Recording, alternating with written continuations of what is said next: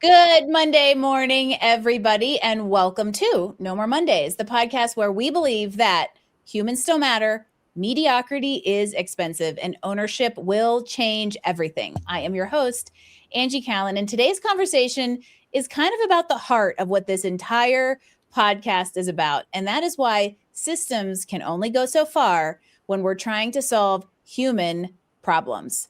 Seems kind of relevant in this age of AI, huh? Today, I am joined by Wayne Herring. He is a business coach, entrepreneur, and also engineer, I almost said engineer, not wrong, engineer turned human development pro. Who knew there was a male bald Angie walking around out there in the world? Wade is the founder of Business Builder Camp, where he works with entrepreneurs and leaders who want to grow successful businesses without losing themselves in the process. Woo-hoo! And what I love about his perspective is that he blends the analytical thinking of a former engineer with some of my also favorite things: self-awareness, perspective, connection, and most importantly, community. And so today we're going to talk about why systems alone don't solve human problems and why ambitious people and leaders often miss that fact. So tune in, because we're about to give you some wisdom for not just leadership, but life. Wayne, welcome to No More Mondays. Thanks for having me. I am excited because Wayne is from the Unconference family. For those of you that listen regularly, we travel in pods, and we initially bonded when we met in person at the Unconference, and quick because we were the two people probably wearing flannels in the room, because we're both outdoorsy people. And then we started realizing that we have, like, I live and Wayne has a love of Colorado, even down to the very little place where I live. He's in Pennsylvania, lives in Pennsylvania, where I am from. And then we're like, wait, I was a civil engineer. He is a civil engineer. And now we both do coaching. So it is, and here comes my first question, Wayne, because a lot of people, when I tell them I'm a former engineer who loves people and translated that into coaching, go, that's really weird. How does an engineer become a coach? And so, Wayne, how does an engineer become a coach? It is funny. When I first started coaching, by the way, because this is what I knew, I had some tablets made up with my logo on the top that were engineering paper, because I was just so used to writing on engineering paper. And it said on there, an engineer who loves people. That is a long time ago, but what? It was. You mean somebody coined that before me? I'm mad, but also I love engineering paper so much that I will only buy dot journals because they are the closest thing to it. They're close to it. Yeah, you'd have to get your own tablets from it. So so I got so excited about that. The question: how does an engineer become a coach? How does an engineer become? People ask me this all the time. They're like, "That's really weird. How does an engineer become a coach?"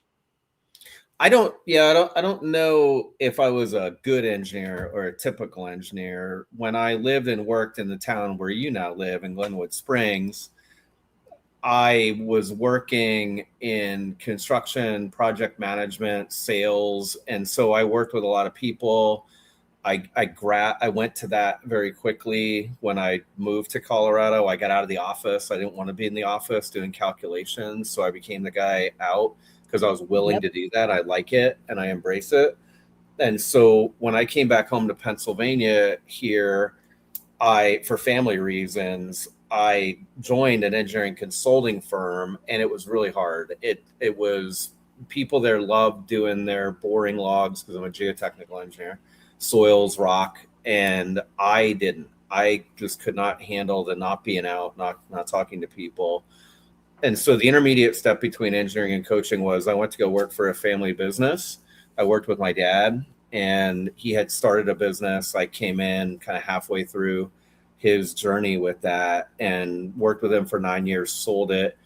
But I met a coach. I'd never heard of coaching. I'd never heard of sales training. We didn't do things very much like that in engineering world.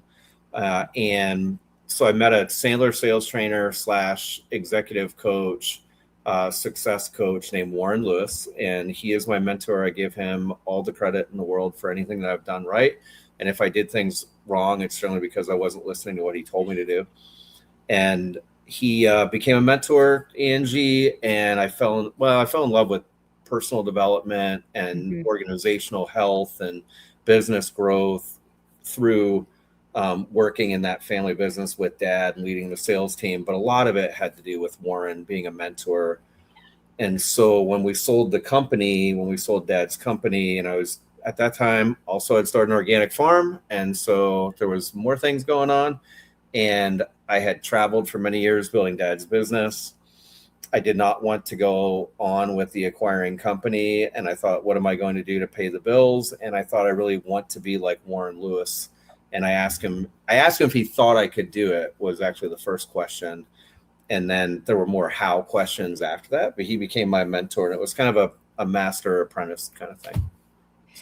So the short answer to that is it doesn't happen overnight. An engineer does not become a coach overnight, because in a way there's some similar, I have some parallels. First, a relocation really woke me up to the fact that engineering, actually probably the real answer to how an engineer becomes a coach is we never should have studied engineering in the first place. But in a lot of ways, I'm glad I did. Yeah. But for me, moving was a part of the wake-up call. And there was also a transition period in there where I got exposed to small business and the entrepreneurial spirit started to spark. And I have long said something that I have yet to be proven wrong, and you very much prove right. And that is that people who go into engineering but are equally brained tend to make very good entrepreneurs, because there is the ability to analyze, problem solve, be good at numbers in business. But what we don't get in engineering is the creative, the connection, and the community. And entrepreneurship often gives us that. And so I'm curious where you've seen the engineering piece really shape your approach to business and entrepreneurship. Yeah, it's not something I think about consciously very often, but what you just said certainly makes sense about the right brain, left brain thing.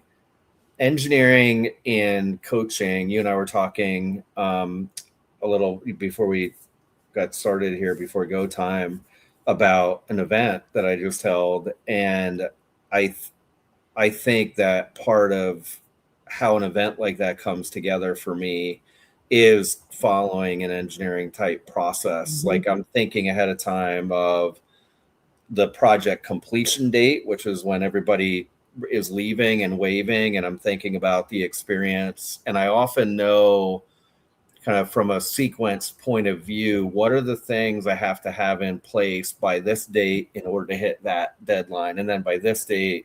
So in that way it comes in. The other thing is I use with my clients we have them create a plan, and I'm not the one who came up with the idea of having a one-page plan or having that in a place where you can see it, but we use a business builder plan, and it looks somewhat like a construction drawing. And I use that analogy a lot. Like when you're building a business, it's a lot like building a building or road or whatever. It's just that you're using different tools in order to build it, right? So yeah, there's this idea of end in mind. And I think that is relevant to business, right? When you build a business, you want to, theoretically, you're building with the end in mind, quite literally down to what is the succession plan? Is my goal to sell it? Is my goal to own it and operate it forever? Is my goal to pass it down? Whatever. That I think is something that we lose sight of. But you said you had a little word when you were describing the rendezvous. That is what the event was called. Everybody, we are fully into shameless promotion around here, Wayne. So the rendezvous just wrapped, and it's the experience. And I think what's interesting is the ability to see an end, or the project management mindset allows you not only to work on the logistics to make sure it all is seamless from a coordination standpoint, but also thinking about the human experience that somebody's going to have in the moment. And in a way, as weird as it sounds, engineering that or curating that with enough intentionality, but knowing where the raw humanness needs to come in and finding a little bit of that balance. Mm-hmm. Yeah, well, sure. Yeah, and actually engineering, now that you say it, right, the reason to create engineering works to the human built environment is for human experience. Like you're right, very much so. Well, there's no reason to build a bridge if it's not going to be used generally by humans to go from one side of something to the other, or to get animals from one side to the other, so that we don't hit them on the road. But we have those here, by the way. That is what Wayne is I know you do. That's what I was thinking of. Colorado and I-70 and animal byways. Yeah. It has drastically reduced roadkill. We just took a morbid turn. But I like this point because also, random segue, the software engineering industry missed that mark, right? Because it is perceived to be cheaper to build software than it is a bridge. They'll just build for building's sake versus building with the human in mind. And it's a good point to start thinking about this idea that we can't forget the human within these systems. And to me, I feel like AI is not helping that situation. And in a way, especially like high achievers and leaders, I'm curious if you see this, really fall into this almost overly logicking their way into answers or how to navigate something that's like otherwise a really human challenge. And this seems like a weird thing for two people with engineering backgrounds to talk about, but it almost feels like we need to trust our gut and our brains more so than sometimes we logic things out. Do you see that too? Yeah, I think that so part of the work I do with people, especially when you're talking about business owners, is to help them get present to the other human, which is I think what I hear you doing. We think so much about systems and processes when really, if I could really get my head and heart engaged with this other human that's in a role in the company, when I think of them and put myself in their place, then sometimes answers become more clear, or what kind of help they need to be able to do their job becomes more clear. So yes, I certainly think about that. A human. I'll often draw. I can't draw. My daughter's an artist going to art school. I draw stick figures, right? But so I draw a stick figure and label it with somebody's name, and then I say, let's think about them, and what are they doing right now, and where are they at, and what do you hope they're doing in your company? Well, and I think that you just made the point that, if I wanted to just say outrightly, a lot more business problems are human problems than we give them credit for being, or than how we approach it, right? Even as a solopreneur, a lot of times we as an individual are the human problem in our business, but we don't triage things that way. Sure. Yeah, no, without a doubt. How do we get better at that? Well, I was going to say, except to the degree, that here's where the thing, AI, Chat GPT or Claude, and generating long thinking documents, I don't know that is actually as helpful as it seems to be, because we generate these long documents of all the stuff that our human brain can't even wrap itself around.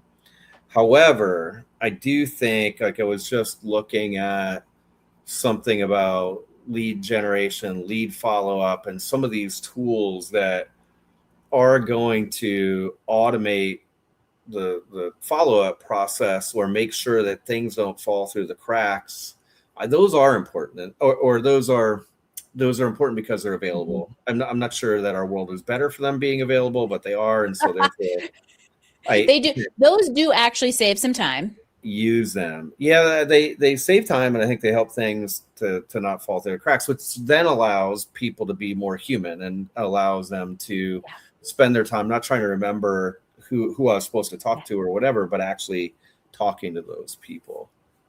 So. Yeah, you bring up something that I talk about this a lot, and my phrase is like AI enabled human on purpose, right? We still want to be a purposeful human working in a purpose, on purpose. But AI can enable us to do things as long as we don't hide behind it as a productivity trap, I think is a good word. Sure. Because as somebody who processes out loud, I have many of those things you referred to, Wayne, as the giant AI thought partner brain dumps that can easily become the looped suck they want you to be in, or become this never-ending stream of ideas that you can constantly just be building instead of selling, or just constantly in strategy mode, which then flips us on the reverse of, were you working in your business or on your business, or you always just working on your business, so you never get down to brass tacks. And so I think that's where we have to be cautious of not hiding behind some of these tools as a way to, whether it's conscious or subconscious, keep us from the real work and the real problem solving and the real human stuff. Absolutely. Yeah, without doubt. So I guess so at the rendezvous, what is the just because you were surrounded and with a whole group of business, owners, Mm-hmm. what are the kind of human problems you see us business owners really struggling with right now? Yeah, and just paint the picture for anybody listening. Shameless promotion, as you said. But I was it's going more to than make that. him do it sooner or later, y'all. It's more than that. It's just you want to see it. So I'm in a small town in Pennsylvania. I live on this 20-acre farm, and I love my area. I love where I grew up. And we call it the Sweet Arrow Lake. That's the name of this lake. And there's a clubhouse there. And the clubhouse reminds some people of like the Dirty Dancing ballroom, if you've seen that. It's open timber roof, and it's a hardwood floor, and the windows look out at this very small lake. Some people would call it a pond. And there's a stone fireplace, and we had 9 round tables set up with 5 people, 5 business owners at each table. And there's a table leader throughout the event. It's 2 days long. And the idea is to use that room, but then also use the property, use the outdoors, go for a walk, take a break, go sit in the pavilion, journal. And I hand people very analog tools. And the cornerstone of the event is 2-hour time blocks where you're masterminding with the group of 5 people. So you have a 5-hour time block on day 1 where you're getting to know them, and there's some context set for what you're doing. And then on day 2, you're doing more problem solving. And so I really, Angie, like what problems do people have and what do they talk about? It definitely normally comes down many times to people. It does come down to humans. It comes down to crucial conversations I should have with people. Why am I avoiding talking to them about their performance? Why do I talk to other people instead of actually engaging with that person? And then there's a whole lot of people who are trying to get clear on their vision. For example, where am I really heading? What are the next steps? So it's a lack of clarity stuff that you hear a lot of. And now now you took us to the outdoor component, the actual environment of the environment that you get to take advantage of in the rendezvous. And oddly enough, in all of the parallels between your good friends Wayne and Angie now, I had the first retreat here in Glenwood Springs at the exact same time the rendezvous was going on, which was very much about getting people out of their normal environment to put them in the environment as a place to find creativity and clarity. And why do you think, Wayne, the environment and nature has such an impact on people in that way? Why is that the place they open up and start getting honest about the conversations they're not having versus like behind their desk in their everyday life? Yeah, gosh, I guess I'm not as much of a why guy. I know somebody who was an attendee at Rendezvous afterwards sent me an article about Dartmouth College, and Dartmouth does a lot of outdoor experiential learning for the students. Yep. And they probably have better answers for why and how. Some of this is just, I know it works. I see it. I think partially why is we tend to loop on things. So you might loop in Chat GPT, or also we tend to work over and over again on the same problem or challenge. And a lot of times our brain doesn't even know exactly what we're working on. It just knows it's like frustrated and not finding an answer. And change of space, change of place, get into the outdoors. It's just different. I guess we're stimulated in different ways. We slow down, and we quiet certain components of the brain that are noisy when we're sitting, when we're grounded, when we're near a lake and a trail, or when we have a leather bound journal in our hands instead of a mini computer a la phone. I was going to show and tell my leather-bound journal because it just seemed appropriate. It's on the other table, on the other side of the screen. But I think how I'm going to phrase that is like, in a way, it becomes a pattern. Love it.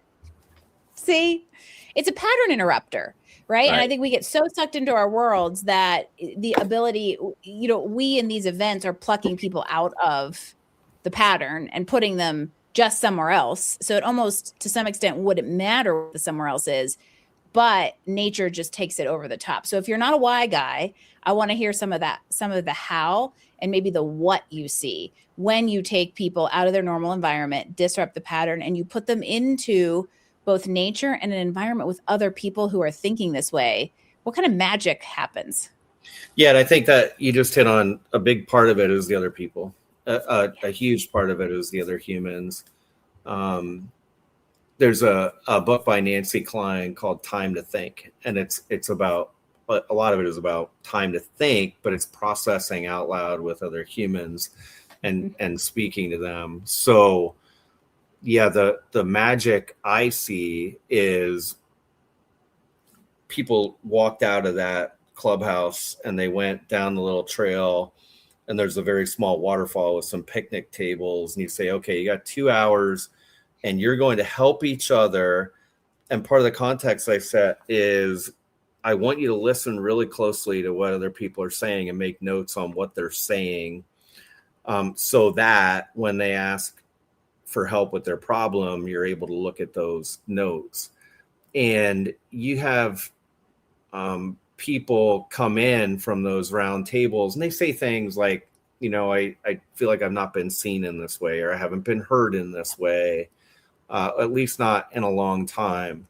And a lot of times people will say something that was frustrating me just by giving voice to it. Like I answered my own problem, or I answered my own question, or I saw.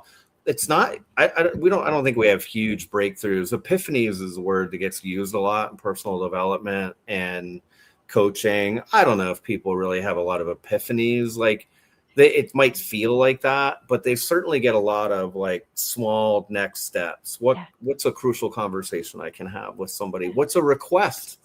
That's a big thing. What's a request I can make from somebody else to get some help? So they see possibilities in a lot of that. And I think so often we feel like we have to shoulder everything ourselves. And when you are outside and with other humans like that, it becomes obvious, like, I should hire somebody to cut my grass. Like that's the answer. That had nothing to do with business. It's just, I should hire somebody to cut my grass and then leave. Will give me more time, for example. That's some of the stuff I see happening.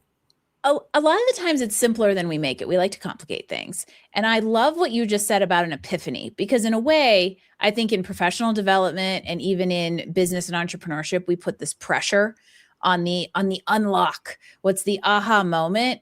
And it isn't necessarily any of those big things. It's more the permission to notice the small things that could actually stack up to the difference. And that to me is what the hive mind can do, is allow you to notice something you probably already noticed, you just didn't either want to, or it was subconscious, or to vocalize something that just needed to be spoken to be true. And that place gave you the permission to do it.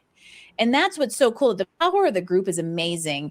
No matter whether you're in business or you're leading a team or just kind of in life, we're not really meant to do any of this alone. Humans are curious, community-based creatures. Yeah. And if there's one thing I think we want to give you permission to do, it's go find the communities that allow you to open up and have these small realizations that can stack. Yeah, no, for sure. Yeah. For sure. Doesn't always take an epiphany. Small changes is usually stickier. What's that whole cold turkey thing back in the day about smoking? It's interesting here.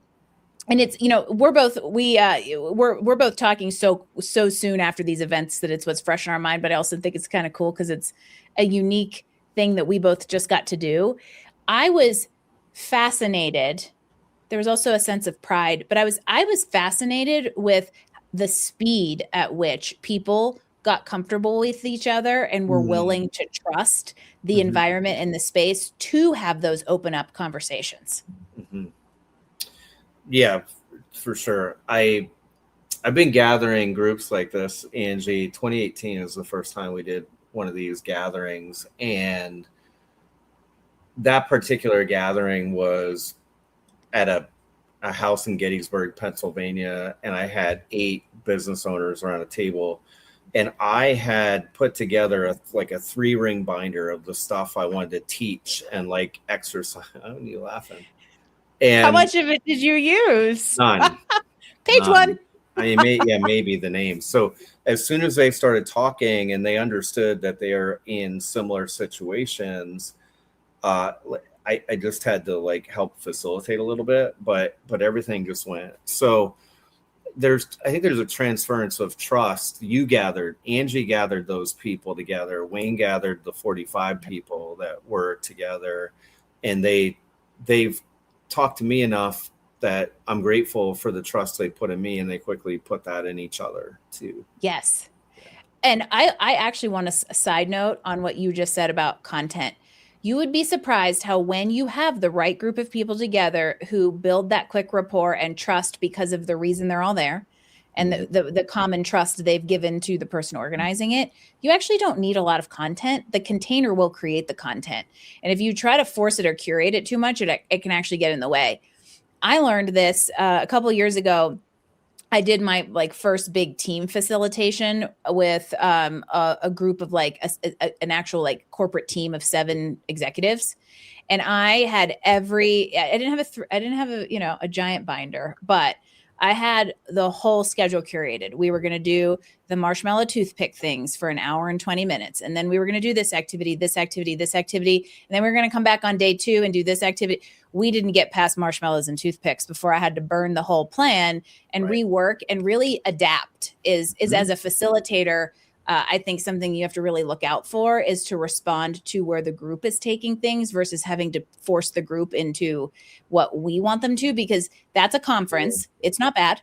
That's a conference. This is like that retreat experience where people get to kind of create and drive it themselves. And that's where the transformation becomes so amazing. So that's why when you said I had the binder, I was like, how much did you use? Because did the same thing. Engineers. Have to be prepared. It's right.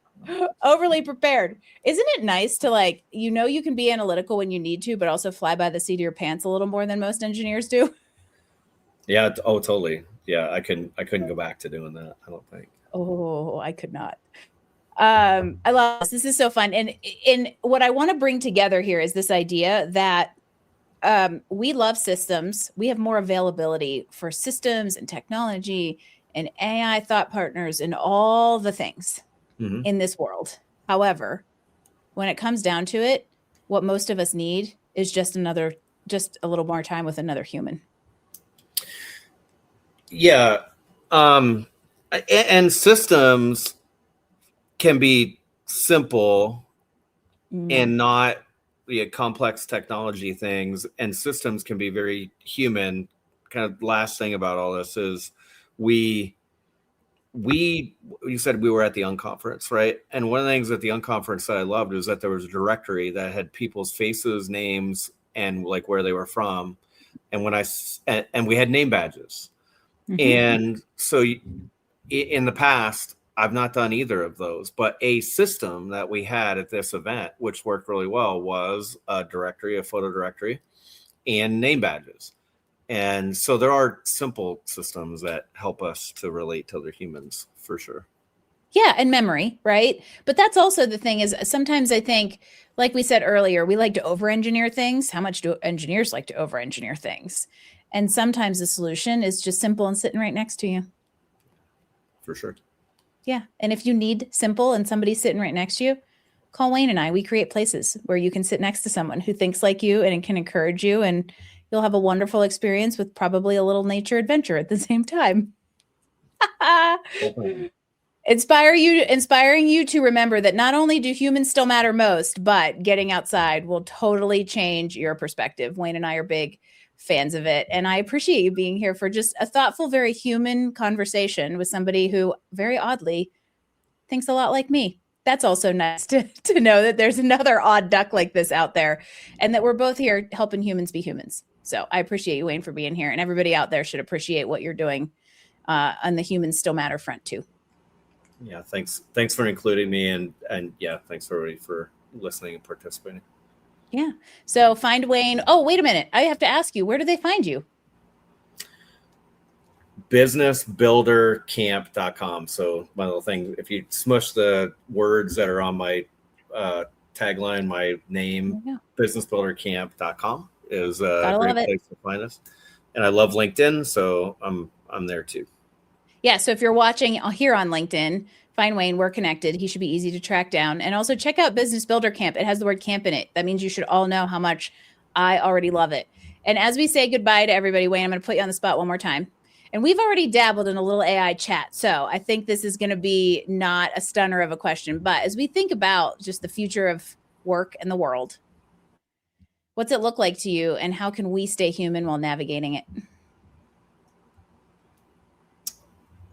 I think that, yeah, without a doubt, there's a lot of professional, mid-level, or entry-level jobs that will be replaced by AI. How do we stay relevant? I think we, don't put our head in the sand, but don't get too much anxiety about the whole thing. We have to, our mental, spiritual, physical health, so that we can be flexible and prepared for whatever's going to come next. Yep. Be a human, right? Lean into your human skills. Worry more about who you are, what you value, and what your purpose and impact is in this world, and the rest will fall into place. Look at that. We even simplified that. Nicely done. There you go. It is that easy, everybody. Leadership, perspective, and growth. It's not always about a better system. Sometimes it's just about being a better, more intentional human. Wayne Herring, thank you one more time for joining us on No More Mondays. For sure, Angie Callen. And if this conversation resonated, be sure to follow us. Share it with somebody who may need a reminder that success and self-awareness aren't mutually exclusive. They're just very human. As always, thank you for being part of the No More Mondays community. And until next time, here's to fewer Sunday scaries and no more Mondays. I'll see you next week.